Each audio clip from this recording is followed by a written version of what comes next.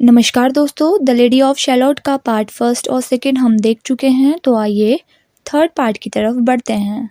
The lady of shallot अपने कमरे से देखती है कहीं बहुत दूर तक वो बार्ले यानी जौ के खेतों में से आ रहा था।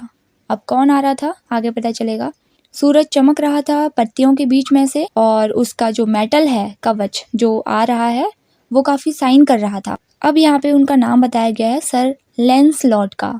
यहाँ पर सर लैंसलॉट की बात हो रही है। सर लैंसलॉट के शील्ड पर एक पिक्चर बनी हुई है जिसमें रेड क्रॉस नाइट अपनी लेडी के सामने घुटने टेक करके खड़ा हुआ है। ध्यान दीजिएगा, जो रेड क्रॉस नाइट कैरेक्टर यहाँ पे लिया गया है वो एडमंड स्पेंसर की एक पोएम है फेरी क्वीन, तो उसका एक कैरेक्टर है, तो वहाँ से ये रेड क्रॉस नाइट लिया गया है। आगे वो कहते हैं वो जो शील्ड है इस येलो फील्ड में चमकती है। जो सर लैंसलॉट की जो एक शील्ड है वो चमक रही है सुदूर शैलोट के बगल में। आगे बोल रहे हैं घोड़े को पकड़ने की जो लगाम होती है उस लगाम पर कीमती पत्थर यानी हीरे लगे हुए हैं जो कि चमक रहे हैं।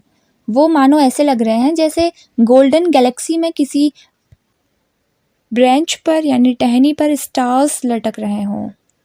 और उस ब्राइडल यानी लगाम पर बेल्स भी लगी हुई हैं जो कि बज रही हैं। जैसे ही वो कैमलॉट में आया यानी सर लैंसलॉट, उसने एक बॉलरैक टांग रखा है।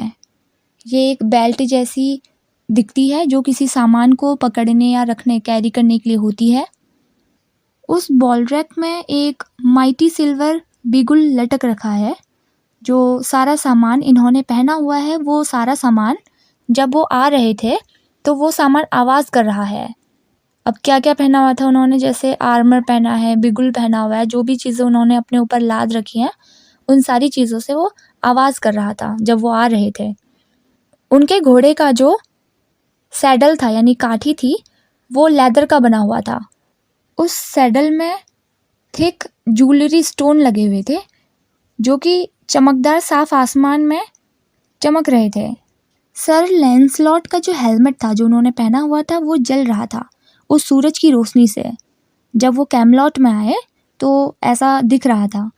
जो हेलमेट लैंसलॉट ने पहन रखा था वो ऐसा लग रहा था जैसे कोई शूटिंग स्टार हो।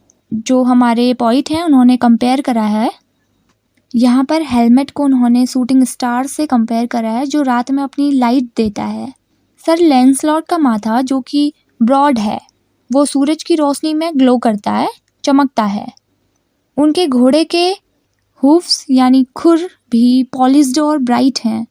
जब लैंसलॉट अपने घोड़े पर बैठकर कैमलॉट आ रहे थे तो उनके हेलमेट के नीचे से कोयले की तरह काले कर्ली यानी घुंघराले बाल उनके हेलमेट के नीचे से निकल रहे थे और वो लहरा रहे थे। ये बैंक से रिवर से होते हुए आ रहे हैं सर लैंसलॉट, और ये क्रिस्टल मिरर में लेडी ऑफ शैलोट को दिख रहे हैं। ये सारी चीज़ें वो जो लेडी ऑफ शैलोट है वो जादुई मिरर में देख रही है, इनकी परछाई देख रही है वो उस शीशे में। और सर लैंसलॉट आते हुए कोई टिरा लिरा सॉन्ग गाते हुए आ रहे हैं। ये जो सॉन्ग का नाम है वो शेक्सपियर का एक प्ले है, वहाँ से लिया गया है। तो अब जब लेडी ऑफ शैलोट ने शीशे में से सर लैंसलॉट को देखा तो अपना कपड़ा बुनना छोड़ दिया। जो वो मैजिक वेब बुन रही थी उसने वो काम करना बंद कर दिया और 3 चक्कर लगाए उसने अपने रूम के, उस लेडी ऑफ शैलोट ने। फिर उसने वाटर लिली को देखा, उस नाइट का हेलमेट और वो पंख देखा जो हेलमेट के ऊपर उसका लगा हुआ था। अब लेडी ने उस कैमलॉट को भी देख लिया जो उसे नहीं देखना था, उस रियल वर्ल्ड को उसने देख लिया।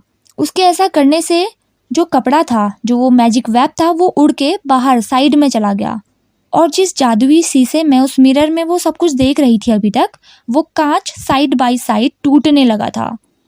वो लेडी ऑफ शैलोट चिल्लाई कि जो मेरे ऊपर अभिशाप था वो मुझे अब नहीं छोड़ेगा। उसे वो फील हो गया था कि वो सही नहीं हुआ जो हो रहा है। आई होप कि इस पोएम का पार्ट 3 आप सभी को समझ आया होगा। अब जो इस पोएम का लास्ट पार्ट 4 बचा है उसको हम नेक्स्ट वीडियो में डिस्कस करेंगे। तब तक के लिए धन्यवाद।